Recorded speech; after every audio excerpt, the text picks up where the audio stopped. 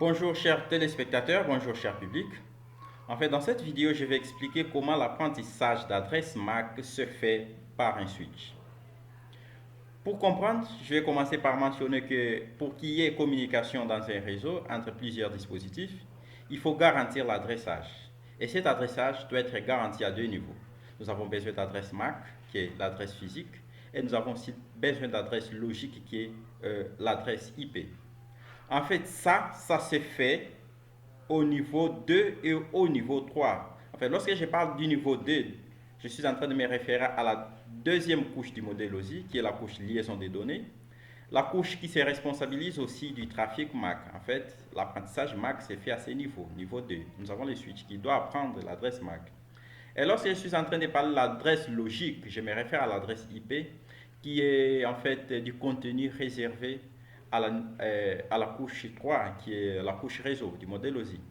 Nous avons besoin de ces deux éléments pour qu'il y ait communication, l'adresse IP et l'adresse MAC. Mais comment est-ce que ça se fait? En fait, avant de parler de ça à ce niveau du switch, je vais parler premièrement de l'autre côté, l'équipement ancien que le switch a remplacé. En fait, avant, on travaillait avec le hub, qui était un dispositif qui travaillait juste au premier niveau, à la couche physique. Hein. Il est ici pour faire la liaison, mais c'est juste un équipement de la couche physique. Comment est-ce que ça fonctionnait?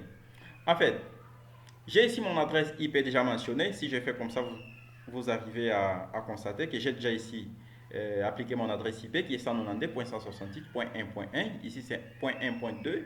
Et de l'autre côté, c'est .1.3. Chaque ordinateur ici a son adresse IP. C'est déjà bien mentionné. Mais comment est-ce que ça va fonctionner? Supposons que ce PC1 veut contacter le troisième PC.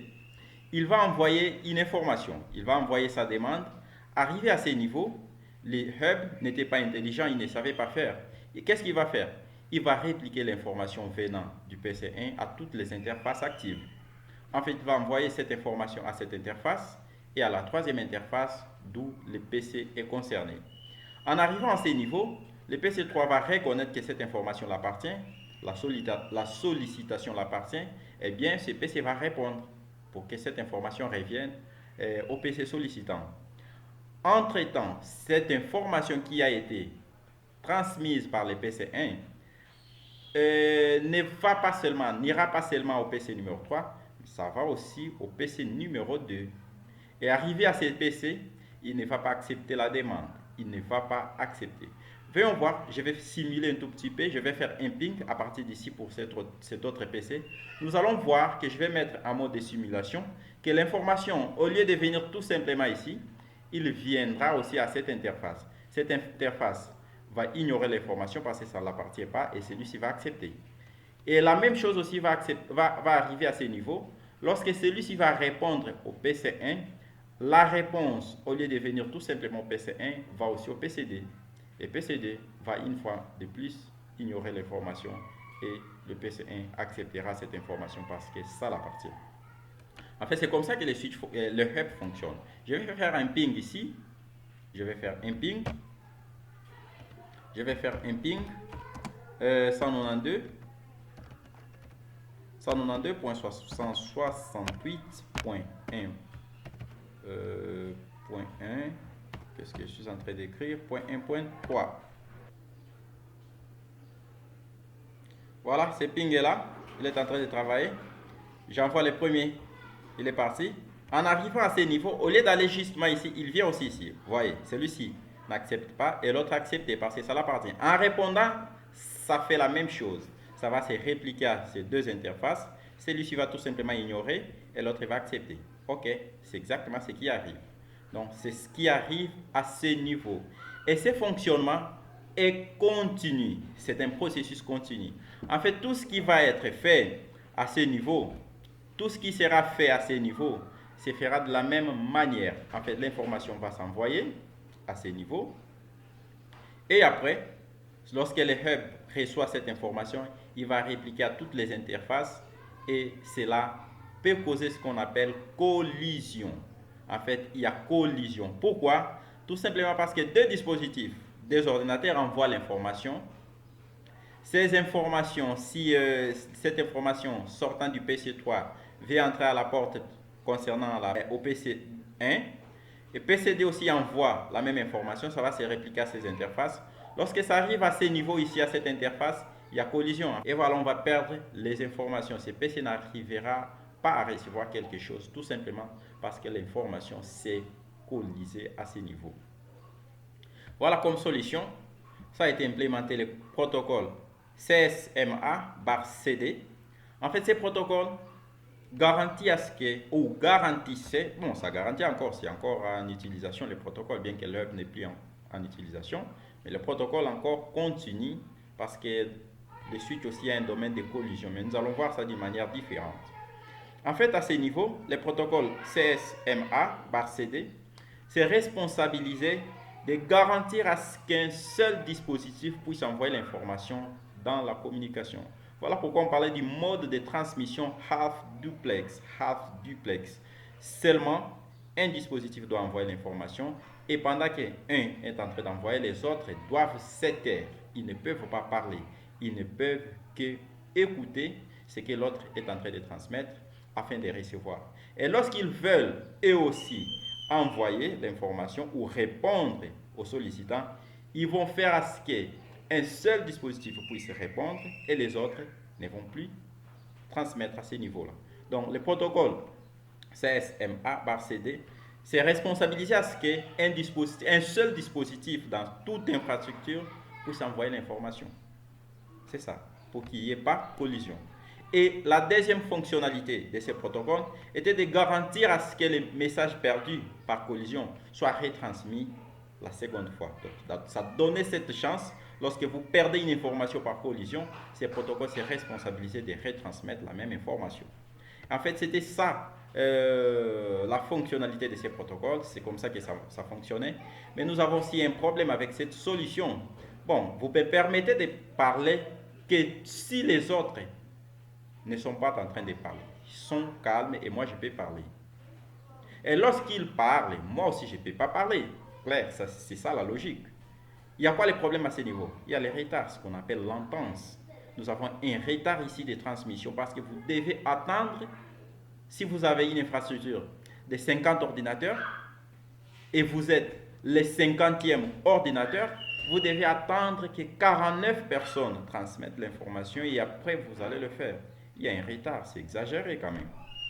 Voilà pourquoi l'autre solution a été implémentée, la solution d'utilisation du switch.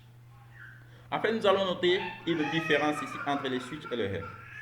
Le switch, quant à lui, le switch, l'équipement tout entier, c'est juste un domaine de transmission ou domaine de diffusion. Et chaque porte, la porte individuellement, c'est un domaine de collision. Le hub en son entièreté est un domaine de collision, mais une seule interface du switch est un domaine de collision. C'est ça la différence. Les domaines de collision ici, c'est tout équipement, et à ce niveau, le domaine de collision, c'est juste une interface. C'est déjà une solution.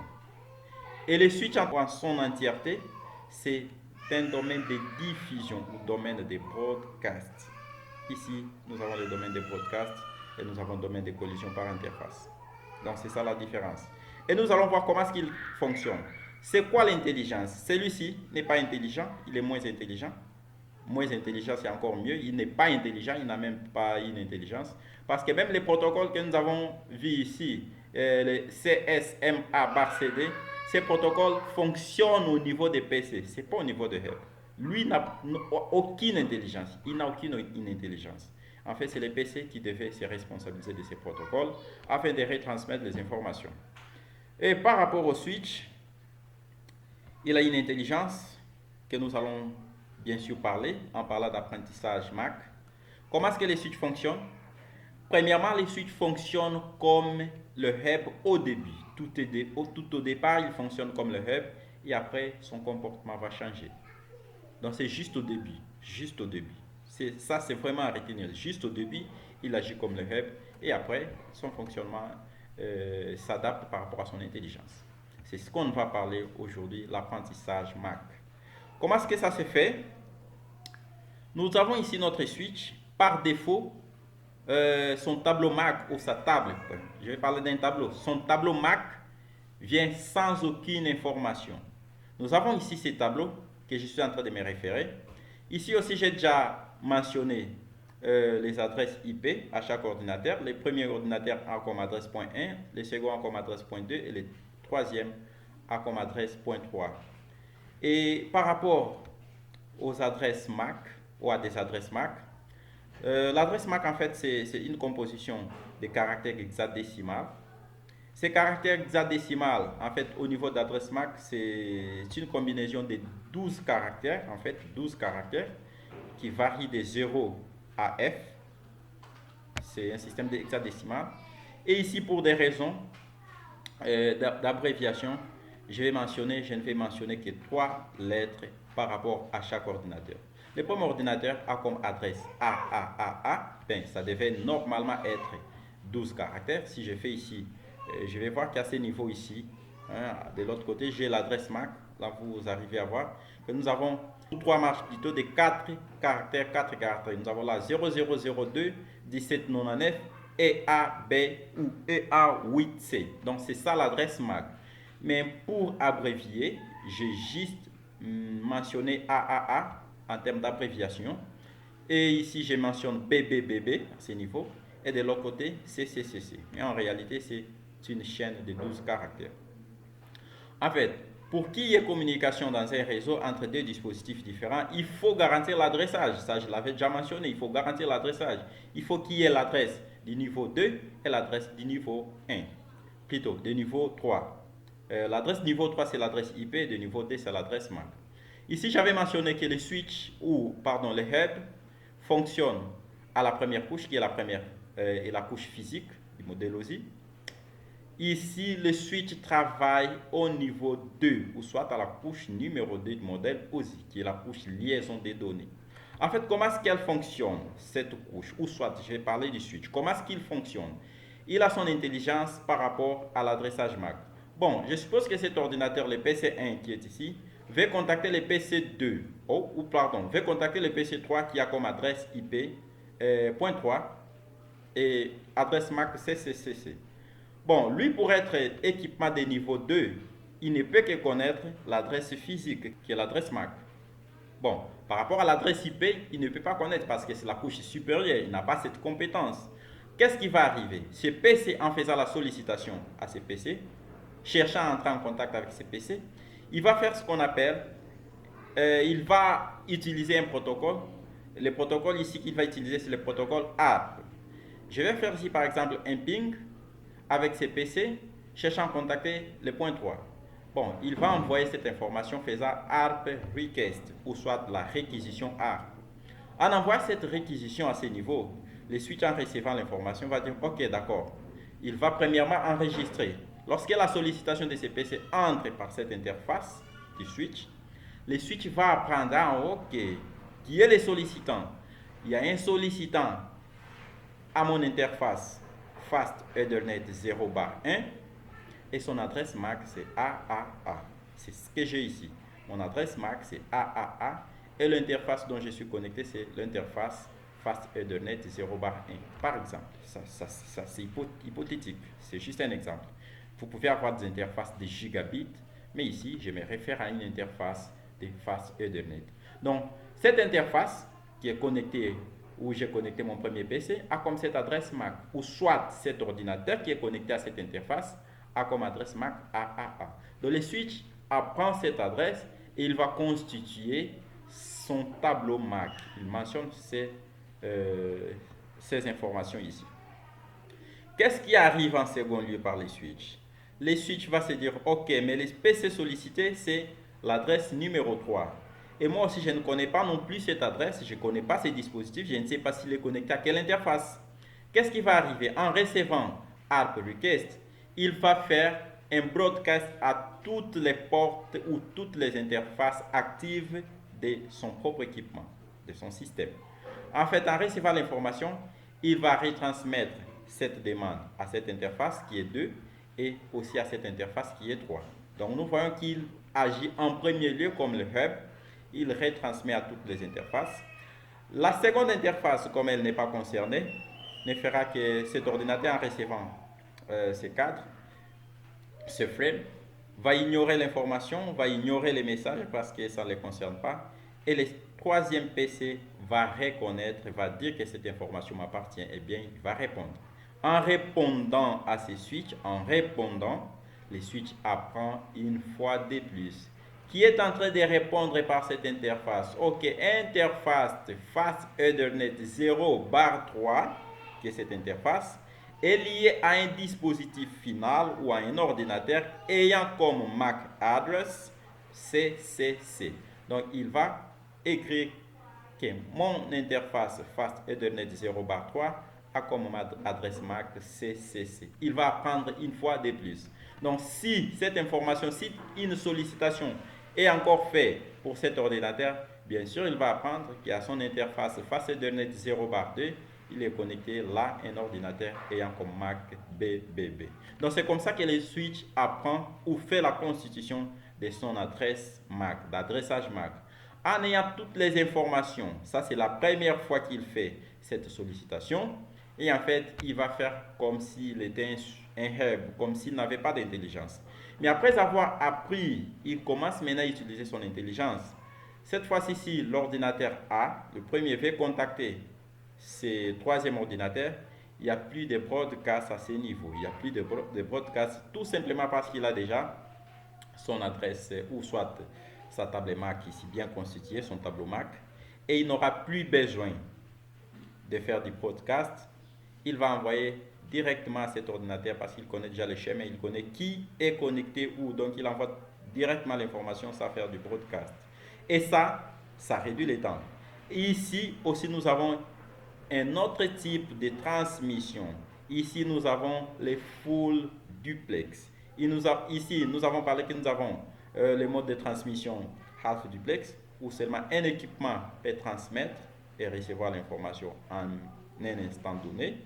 Ici nous avons des full duplex qui signifie que plusieurs ordinateurs, plusieurs équipements finaux peuvent transmettre et recevoir en même temps. C'était comme si une communication entre deux humains. On peut parler à même moment, on va s'entendre, on va se comprendre, on va faire l'échange d'idées. Donc c'est ici l'avantage du switch. C'est comme ça. Donc en fait, à ce niveau, nous avons chaque interface, juste pour résumer, chaque interface ici est un domaine de collision. Et par rapport au hub, tout équipement était un domaine de collision. Le hub fonctionnait à la première couche du modèle logique qui est la couche physique. Et ici, le switch fonctionne à la seconde couche qui est la couche liaison des données. Chaque ordinateur peut envoyer des informations et recevoir en même temps. Ici, on ne pouvait pas envoyer et recevoir en même temps. Il y avait latence ici, il y a latence ou soit les retards qu'on devait prendre parce qu'on devait attendre que l'autre termine de parler ou d'envoyer avant que nous on envoie. Ici, il n'y a pas latence parce que tout le monde peut envoyer, tout le monde peut recevoir en même moment. Merci beaucoup, ça a été un plaisir d'être avec vous, vous parler un tout petit peu de ces processus, comment est-ce que ça fonctionne. En fait, j'ai déjà cette vidéo dans mon canal YouTube, Ezekiel Mazela Fumiat, comme vous pouvez le constater. Et cette vidéo, en fait, c'est l'amélioration de ce que j'avais déjà fait. Et celui, l'ancien qui est dans mon canal, c'est en fait en portugais, parce que c'est ça, mon marché, en fait, je suis en Angola, mon marché c'est le portugais, donc je le fais pour attirer beaucoup plus mon public. Mais aussi, j'ai eu des sollicitations de certains amis qui sont en train de travailler dans ces domaines et ils veulent apprendre plus. Voilà pourquoi je me suis décidé de le faire aussi en français. Bon, excusez-moi de rentrer un tout petit peu en portugais parce que j'ai aussi besoin de justifier pourquoi j'ai amené cette vidéo en français pour mes téléspectateurs. Muito bom dia, muito boa tarde, meus caríssimos. Editei este vídeo em francês simplesmente porque tenho muitos companheiros, muitos amigos que são seguidores do meu canal e estão a solicitar vídeo em francês, aula em francês, simplesmente porque eles não entendem português, tá? Eles não entendem português, então tinha essa responsabilidade de trazer também este conteúdo para eles, né? Espero a vossa compreensão, pessoal, a vossa máxima compreensão. Na verdade, a aula de hoje, esta aula que dei, que já está no meu canal, é a aula de apreensão de endereço MAC por switch, já tem esta aula. Verdade que com mais experiência trouxe mais a melhoração neste vídeo, há mais detalhe aqui neste vídeo de francês, mas não deixa de ser o conteúdo anterior que eu já dei sobre o endereçamento MAC, ok? Como que o switch aprende os endereços MAC. Então espero a vossa máxima atenção, a vossa máxima compreensão. Muito obrigado por estar conosco. Eu vou trazer mais outros vídeos em português. E também para informar que a partir de hoje vou fazer os vídeos de uma forma paralela.